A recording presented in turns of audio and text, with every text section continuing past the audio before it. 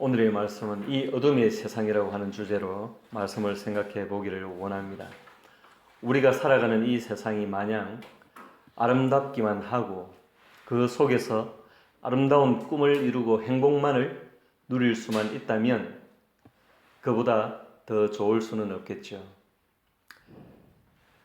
우리가 언제나 어느 연도에서든지 한결같이 확인할 수 있는 것은 우리의 삶이 그리 녹록지가 않다는 점입니다. 개인적인 고난이나 장애가 있고요. 사건, 사고가 있습니다. 아니면 사회적인 결핍이나 재난, 국가 간의 갈등이나 대립, 전쟁, 더 나아가 전 지구적인 기근이나 지진, 지진해일, 전염병, 해충, 산불 등의 재난 속에서 우리는 살아갑니다. 우리가 살아가는 이 세상은 어둠입니다. 낮에는 햇빛으로, 밤에는 전기불로 온통 밝기만 한데 웬 어둠인가요? 라고 반문할 수 있겠지만 생명의 조도가 영적 밝기가 깜깜하다는 뜻입니다. 이 어둠의 세상이라고 했을 때 이 세상이라고 하는 공간적 의미에서 그치지 않고 그 공간 안에 살아가는 사람들의 존재적 상태를 포함하는 것입니다. 오히려 주가 되는 것은 사람입니다. 사람이 생명적 존재자로서 죄로 인해서 그 생명을 잃어버렸을 때와 동시에 이 세상이라고 하는 공간도 그 생명을 잃어버렸습니다. 창세기 3장 17절 이하에 보면은 땅은 너로 말미암아 저주를 받고 땅이 너로 가시덤불과 엉겅퀴를 낼 것이라 하였습니다. 인간의 죄로 말미암아서 땅도 저주를 받았다는 것입니다. 인간 때문에 인간을 위해 조성된 자연도 몸살을 하는 것입니다.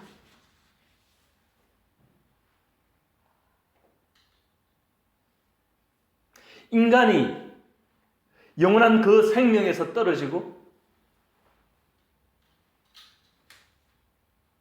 인생이라고 하는 그 한계를 받을 때에 땅도 그 수명의 한계를 받게 된 것입니다. 에베소서 2장 2절에 보면은 그때의 너희는 그 가운데서 행하여 이 세상 풍조를 따르고 공중의 권세 잡은 자를 따랐으니 하였습니다.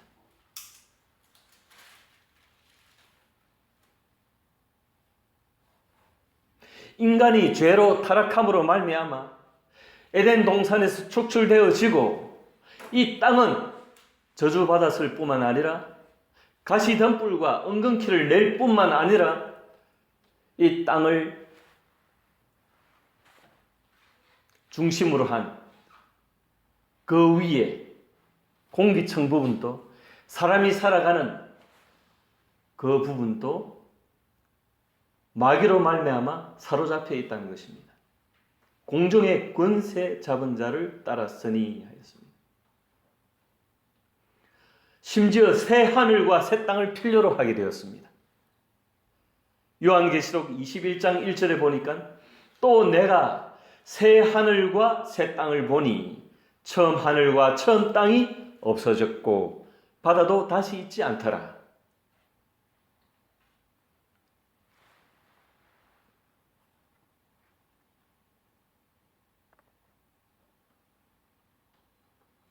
이것이 우리가 살아가는 세상입니다. 세상은 인간을 둘러싼 모든 공간의 모든 것입니다. 우리 인간을 둘러싼 공간의 모든 것이 세상입니다.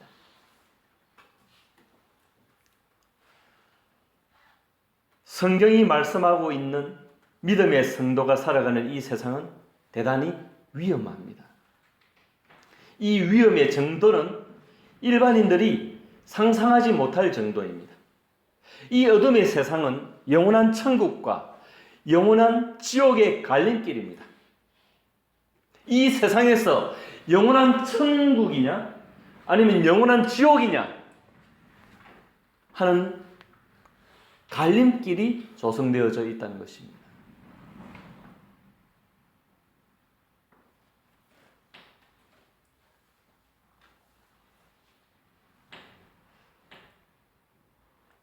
영원한 천국으로 가느냐, 영원한 지옥으로 가느냐 하는 그 기회가 이 땅에서 밖에 있지 않다는 것입니다. 다음 세상에는 없습니다. 이 땅에서만 가능한 것입니다.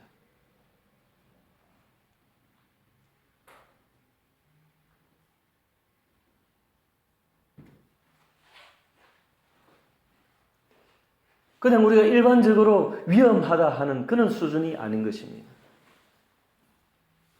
그도 말씀드리지만 영원한 천국이냐, 영원한 지옥이냐,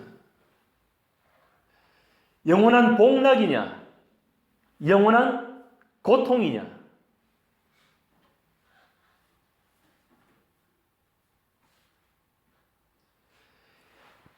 영원한 지옥 불구덩이에서는 죽고 싶어도 죽어지지도 않습니다.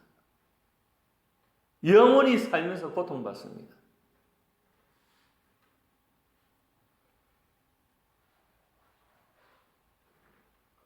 그러니까 이 세상이라고 하는 이 공간이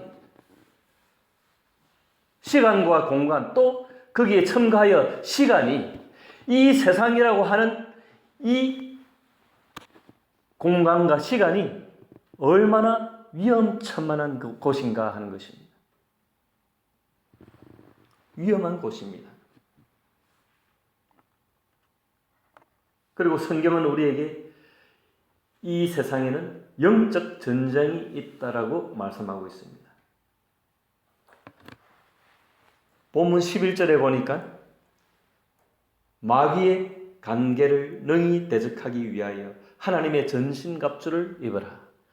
마귀의 관계가 있다는 것입니다. 마귀의 관계, 스킴.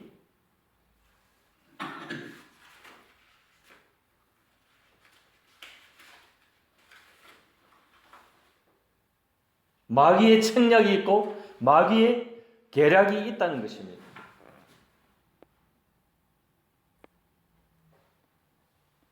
무엇을 위하여? 우리를 지옥불로 끄집어 당기기 위하여.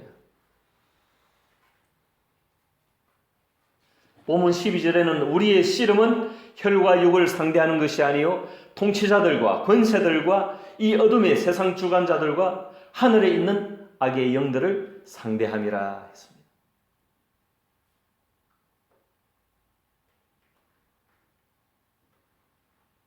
통치자들이 있고 권세들이 있고 이 어둠의 세상 주관자들이 있고 하늘에 있는 악의 영들이 있다는 것입니다.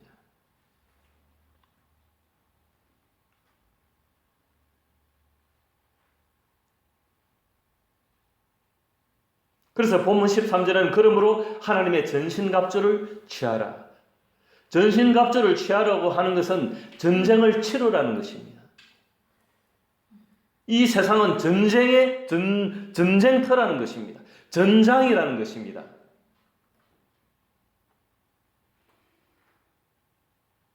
이는 악한 날에 악한 날이 있다는 것입니다. 악한 날은 무슨 날입니까? 어떤 날이죠? 어떤 날일까요? 악한 날이. 악한 날이라고 하는 것은 우리의 믿음을 흔들어대는 그런 날들이 있다는 것입니다. 우리의 뿌리를, 신앙의 뿌리를 흔들어대는 그런 날들이 온다는 것입니다.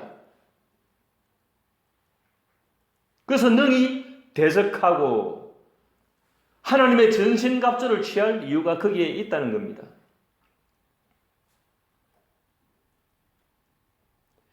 누가복음 18장 7절 이하에 보면 하물며 하나님께서 그 밤낮 부르짖는 택하신 자들의 원한을 풀어주지 아니하시겠느냐?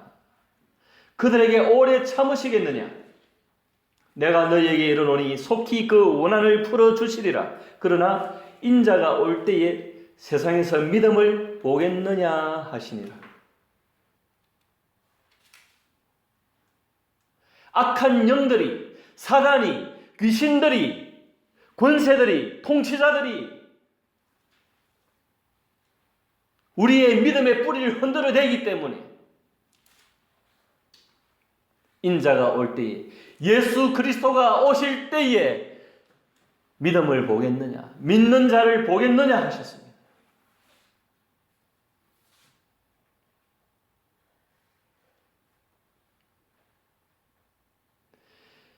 믿음은 하나님의 선물이기도 하지만 이 믿음을 보존하고 관리하는 것, 그것은 바로 우리의 책임이라는 것입니다. 어째 되겠죠? 하나님이 주셨는데 하나님 어찌 하시겠죠? 그렇게 미루고 방탕하고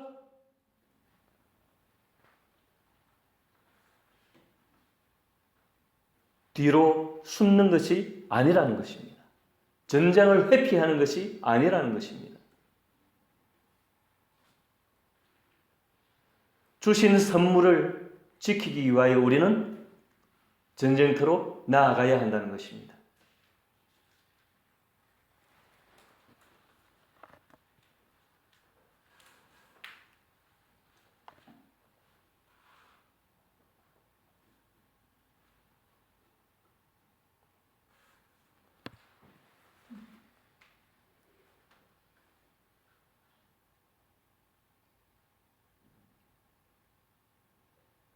누가복음 18장 7절에 하물며 하나님께서 그 밤낮 부르짖는 택하신 자들의 원한을 풀어주지 아니하시겠느냐.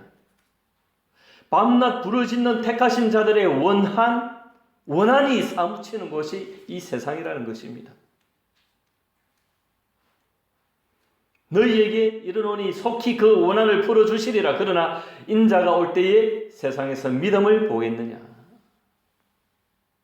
믿는 자들의 원한이 사무치는 이 세상에서 믿음을 간수하는 그 일이야말로 우리에게 절대적으로 필요하다는 것입니다.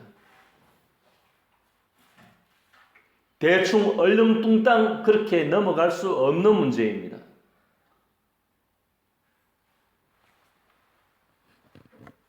우리는 이러한 세상에 살고 있습니다.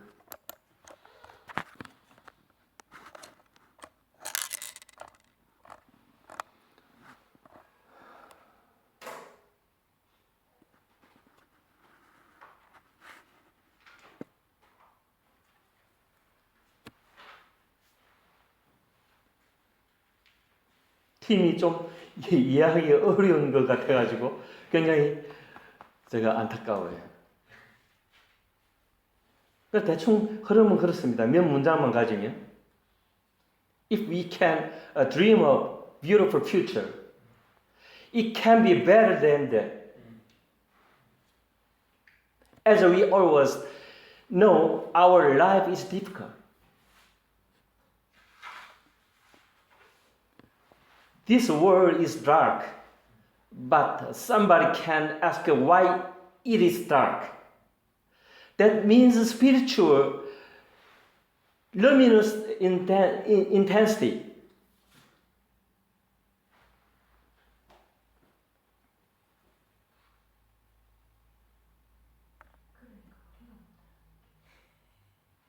Spiritual luminous intensity is 0%. Very dark.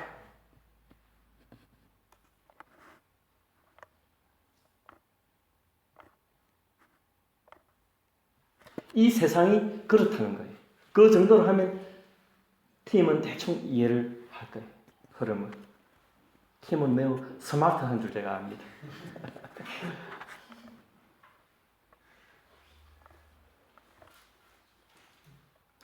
한편 이 점에서 좀 생각해 볼 점이 있습니다.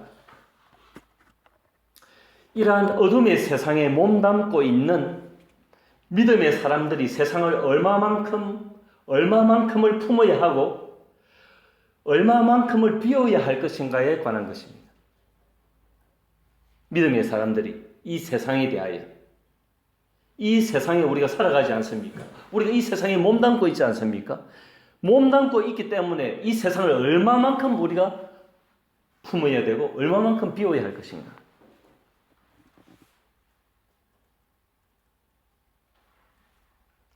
비록 어둠의 세상이라 할지라도 우리 크리스천은, 믿음의 사람들은 이 세상과 악을 제외한 이 세상의 모든 것들을 향유할 수 있습니다.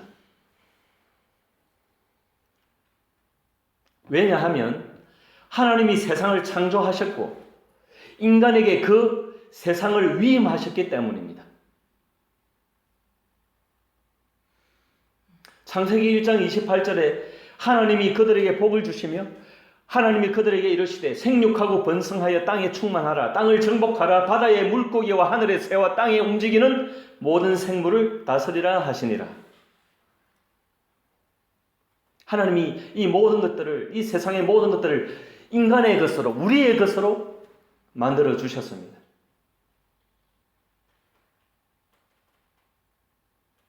그래서 우리는 그것들을 누릴 권리가 있는 겁니다. 하지만 인간의 타락 이후의 세상에 대해서는 인간이 세상을 향유하되 세속에 대해서는 주의해야 한다는 점입니다. 우리가 세상을 향유하되 누리되 세속에 대해서, 세속화에 대해서, 세속화, secularization, 세속화에 대해서는 주의해야 된다는 거죠.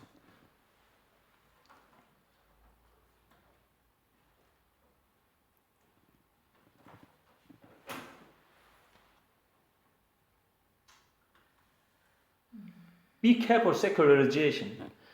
세속은 세상 사람들의 풍속입니다. 하나님의 사람들은 세속을 회피해야 하고 세속에 물들이지 않아야 합니다. 야고보서 1장 27절에 하나님 아버지 앞에서 정결하고 더러움이 없는 경건은 곧 고아와 과부를 그 환난 중에 돌보고 또 자기를 지켜 세속에 물들지 아니하는 그것이니라 하였습니다.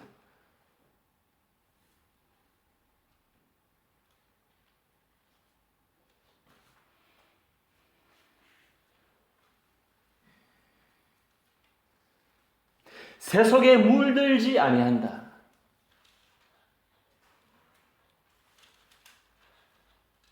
세상에 오염되지 아니한다. 원어에는 코스모스, 세상에 오염되지 아니한다.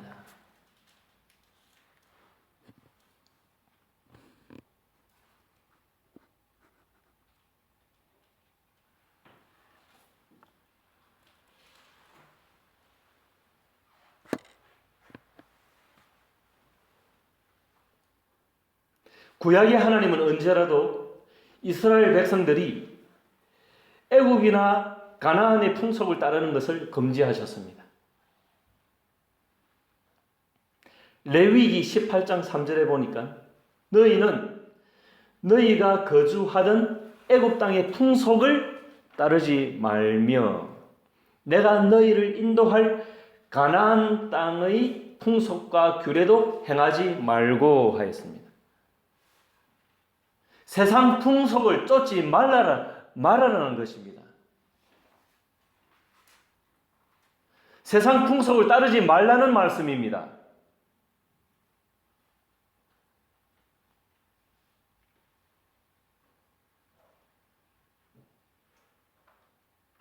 풍속이 뭡니까? NIV에 보니까 practices, KJV에 보니까 ordinances. 풍속은 custom이나 일반적으로 tradition이나 convention이나 뭐 이런 뜻이 있습니다. 풍속.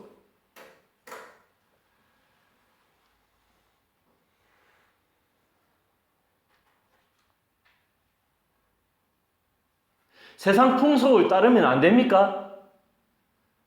우리가 어차피 이 땅을 살아가지 않습니까? 그럼 이 세상 풍속은 우리에게 자연스러운 거 아닙니까? 그렇게 반문할 수 있겠죠. 그런데 왜 불편스럽게도 하나님은 이 세상 풍속을 따르지 말라 하였을까요?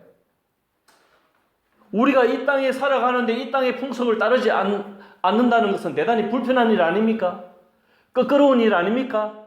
어려운 일 아닙니까? 그런데 왜 세상 풍속을 따르지 말라 하였을까요? 왜 하나님은 백성들에게 세속을 따르지 말라고 하셨을까요? 한 세 가지로 나누어 생각해 보겠는데, 첫째는 배교의 위험성이 있어서입니다. 배교, 배신 땡기는 것. 하나님을 배신하고 이방신을 섬기는 것, 우상을 섬기는 것. 신명기 7장 3절 이하에 보니까 또 그들과 혼인하지도 말지니 네 딸을 그들의 아들에게 주지 말 것이요 그들의 딸도 네 며느리로 삼지 말 것은 그가 네 아들을 유혹하여 그가 여호와를 떠나고 다른 신들을 섬기게 하므로 여호와께서 너희에게 진노하사 갑자기 너희를 멸하실 것임이니라 했습니다. 결혼은 일륜지 대사 아닙니까? 인간의 삶에서 가장 큰 일입니다. 그 큰 일을 세상의 규례를 따라 하지 말고 세상의 풍속을 좇지 말고 이방인들과 결혼을 하지 말고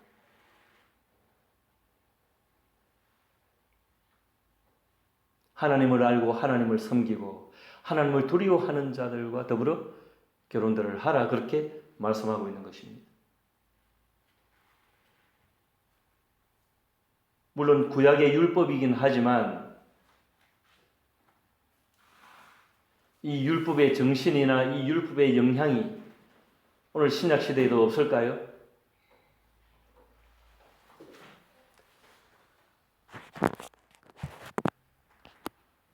원칙은 그렇습니다.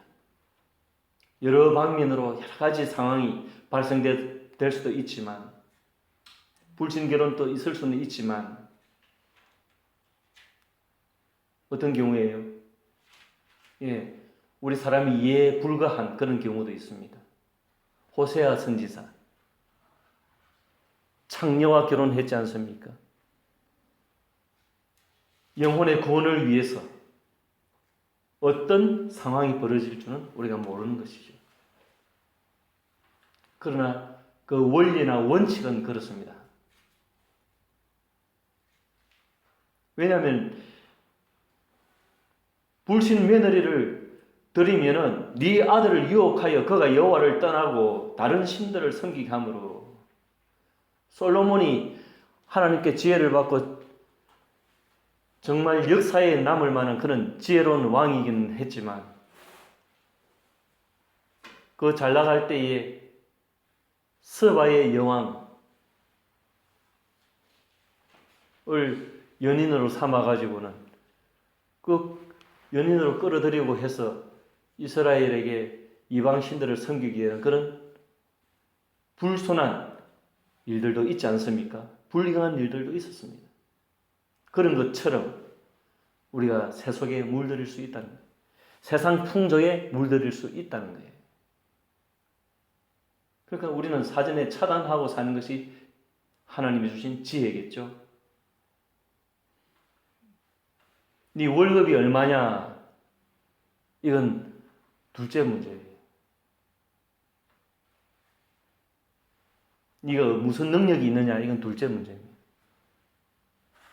두 번째로, 하나님과 백성의 사랑의 언약을 지키기 위해서입니다. 하나님과 백성의 사랑의 언약을 지키기 위해서. 신명기 7장 12절 13절 보니까 너희가 이 모든 법도를 듣고 지켜 행하면 네 하나님 여호와께서 네 조상들에게 맹세하신 언약을 지켜 네게 인애를 베푸실 것이라. 곧 너를 사랑하시고 복을 주사 너를 번성하게 하시되 네게 주리라고 네 조상들에게 맹세하신 땅에서 네 소생에게 은혜를 베푸시며 네 토지 소산과 곡식과 포도주와 기름을 풍성하게 하시고 내 소와 양을 번식하게 하시리니 그랬습니다. 우리가 세상 풍속을 따르다 보면은 하나님과의 언약을 잊어버리게 되는 것입니다. 하나님과의 언약을 어기게 되는 것입니다. 하나님과의 그 언약에 충실할 때에 하나님으로부터 오는 복락을 우리가 누리게 된다는 것입니다. 이 풍성한 복락들은 구약적인 복이긴 하지만 그 본질은 오늘날과 다르지 않습니다. 은혜를 베푸시며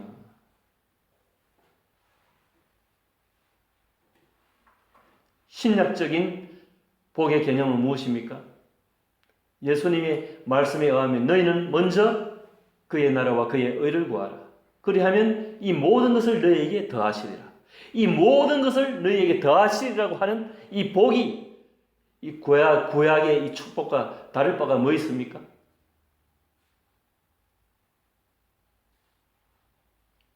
구약에도 언약을 지키면이라고 하는 단서가 주어지죠. 신약에도 먼저 그의 나라와 그의 의를 구하라는 단서가 주어지죠. 맥락이 같은 것입니다. 다를 바가 없는 것입니다. 많건 적건 일용할 양식을 주시겠다는 주님의 약속이 있으시지 않습니까? 그게 복인 것입니다. 그것이 하늘에서 떨어지는 광야의 이스라엘 백성들을 먹인 만나입니다. 이점하고 세 번째로 땅의 복을 넘어 영생의 문제가 걸린 것입니다. 지금 우리가 왜 하나님은 백성들에게 세상 풍속을 따르지 말라고 하셨는가? 그 이유를 지금 밝히고 있는 것입니다. 첫 번째는 배교의 위험성이 있어서이고, 두 번째는 하나님과 백성의 사랑의 언약을 지키기 위해서이고, 세 번째는 땅의 복을 넘어 영생의 문제가 걸려 있어서 그렇습니다. 영원한 생명, eternal life, 영원한 생명이 걸려 있기 때문에 그렇습니다. 요한복음 17장 2절 3절에 보면 아버지께서 아들에게 주신 모든 사람에게 영생을 주게 하시려고 만민을 다스리는 권세를 아들에게 주셨음이로다. 주셨음이로소이다. 영생은 곧 유일하신 참 하나님과 그가 보내신 자 예수 그리스도를 아는 것이니이다. 영생이 걸려 있는 것입니다. 레위기 18장 4절 5절에 보니까 너희는 내 법도를 따르며 내 규례를 지켜 그대로 행하라. 나는 너희의 하나님 여호와이니라. 너희는 내 규례와 법도를 지키라. 사람이 이를 행하면 그로 말미암아 살리라. 나는 여호와이니라. 여호와 하나님의 당신 자신의 이름을 걸고 하신 말씀이라는 것입니다. 이를 행하면 그것으로 말미암아 그로 말미암아 그것으로 말미암아 그 행하는 것으로 말미암아 살리라. 세상 풍속을 따르지 아니하고 하나님의 법도를 지켜 행하면 우리가 영원히 산다는 것입니다. 영생을 얻는다는 것입니다. 앞의 말씀을 바탕으로 말씀을 정리해 보기를 원합니다. 우리의 원수 마귀가 예나 지금이나 하나님의 사람들과 교회를 말살하려는 최고의 전략은 세속화입니다. 주님의 십자가의 보혈과 선진들의 순교의 피로 세운 교회와 부흥의 값진 열매를 소리 없이 날려버릴 수 있는 것이 세속화입니다. 죽을 힘을 다해서 교회를 일으켰는데, 하나님의 나라를 일으켰는데 소리 소문 없이 그것을 날려버리는 것이 세속화입니다. 교회의 세속화입니다. 교회의 타락입니다. corruption. 이에 대한 경종의 말씀들을 얼마든지 발견할 수 있습니다. 몇 가지만 보면은 요한 1서 2장 15절 이하에 보면은 이 세상이나 세상에 있는 것들을 사랑하지 말라. 누구든지 세상을 사랑하면 아버지의 사랑이 그 안에 있지 아니하니. 이는 세상에 있는 모든 것이 육신의 정욕과 안목의 정욕과 이 생의 자랑이니 다 아버지께로부터 온 것이 아니요 세상으로부터 온 것이라. 이 세상도 그 정욕도 지나가되 오직 하나님의 뜻을 행하는 자는 영원히 거하느니라. 이 세상도 그 정욕도 지나가되 오직 하나님의 뜻을 행하는 자는 영원히 거하느니라. 영원히 사느니라. 영생하느니라.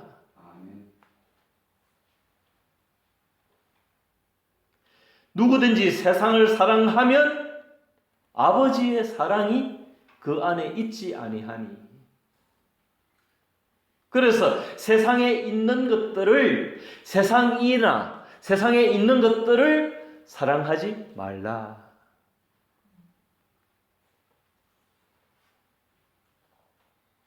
사랑한다는 것은 집요하게 좋아하는 것 아닙니까? 집요하게 좋아하는 것입니다. 누가복음 21장 34절 이하에 보니까 너희는 스스로 조심하라. 그렇지 않으면 방탕함과 술취함과 생활의 염려로 마음이 둔하여지고 뜻밖의 그날이 덫과 같이 너희에게 임하리라. 이날은 온 지구상에 거하는 모든 사람에게 임하리라. 이러므로 너희는 장차 올 이 모든 일을 능히 피하고 인자 앞에 서도록 항상 기도하며 깨어 있으라 하시니라. 세상에서 너희는 스스로 조심하라. 조심하지 않으면 방탕해지고 술 취해지고 생활의 염려에 빠지게 되고 마음이 둔하여진다는 것입니다.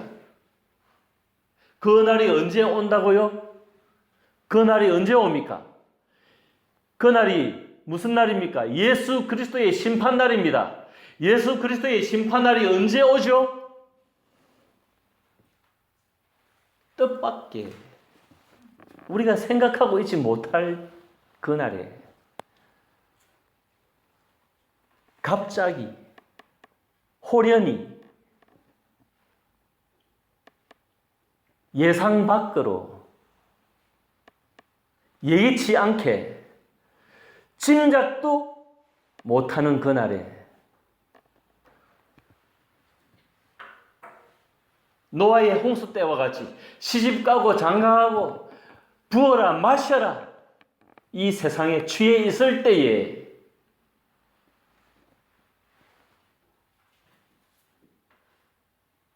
이 날은, 이 심판날은 온 지구상에 거하는 모든 사람에게 임하리라.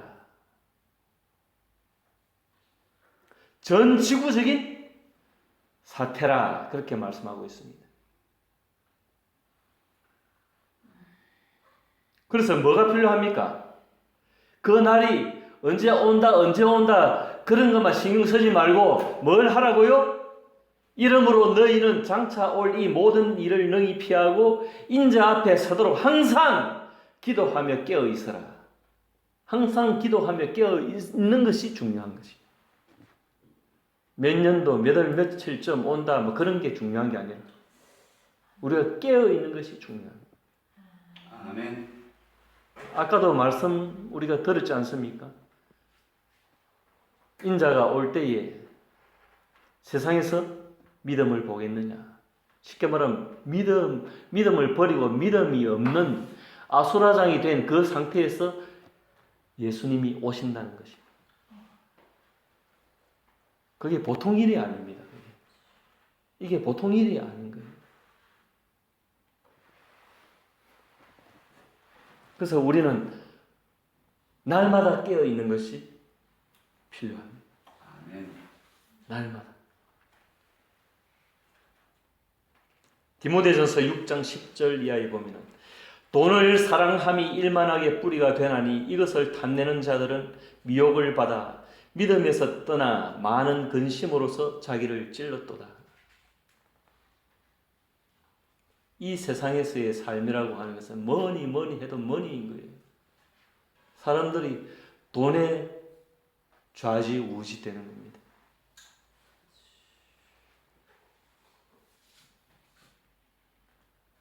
하나님이 그것을 너무나 잘 아시는 거예요. 돈을 사랑함이 일만하게 뿌리가 되나니 우리의 중심을 꿰뚫어 보시는 거예요.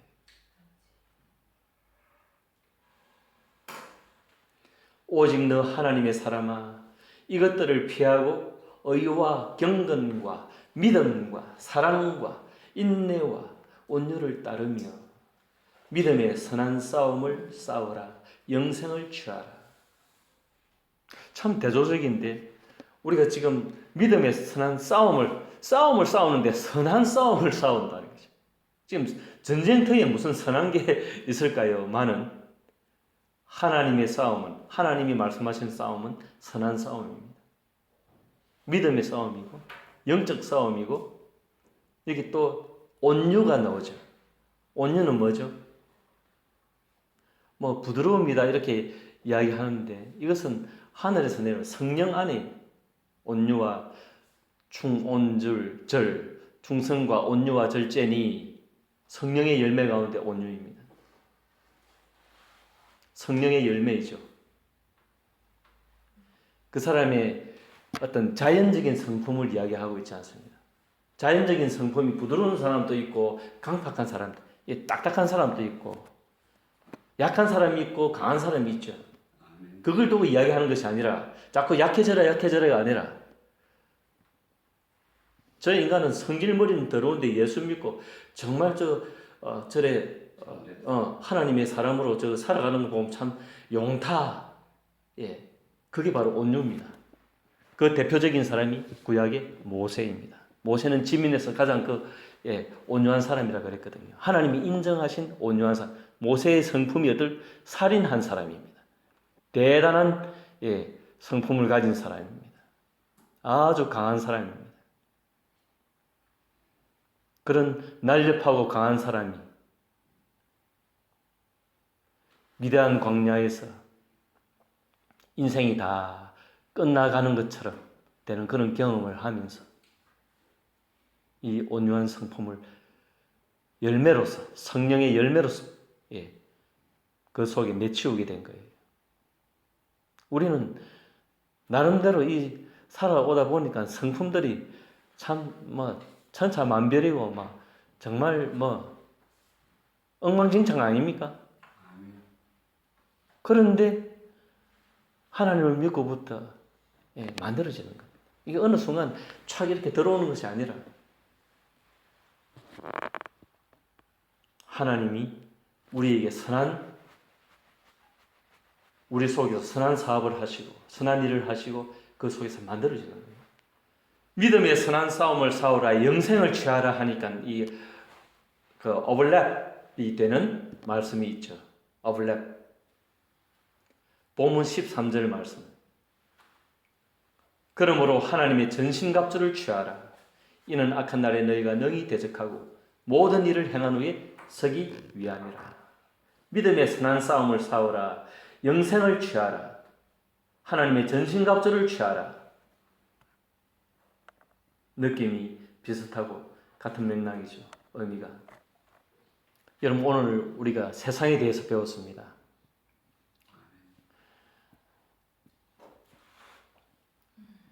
우리가 이 세상을 향유하고 누릴 수는 있으나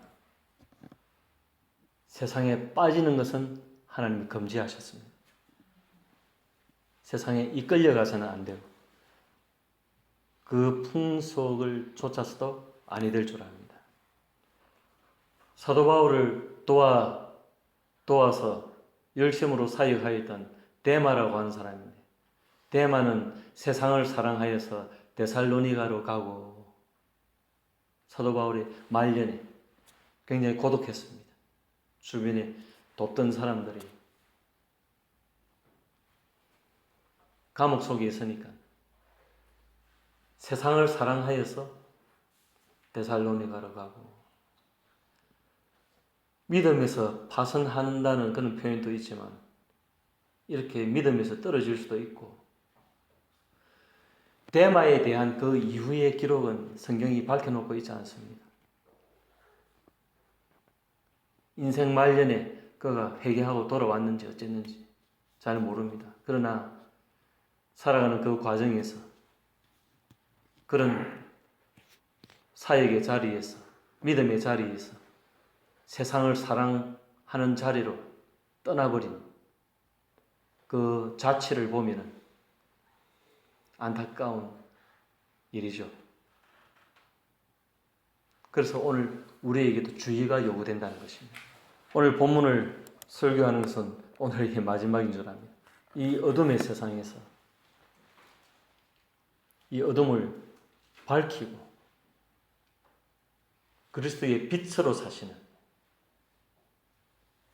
참된 하나님의 백성들이 되시기를 바랍니다. 아멘. 우리는 빛의 사자들입니다. 우리 모두 빛의 사자들로서 이 세상의 어둠을 밝히고 이 위험한 전장터에서 믿음의 선한 싸움을 싸우는 우리 모두가 되시기를 주님의 이름으로 축원드립니다.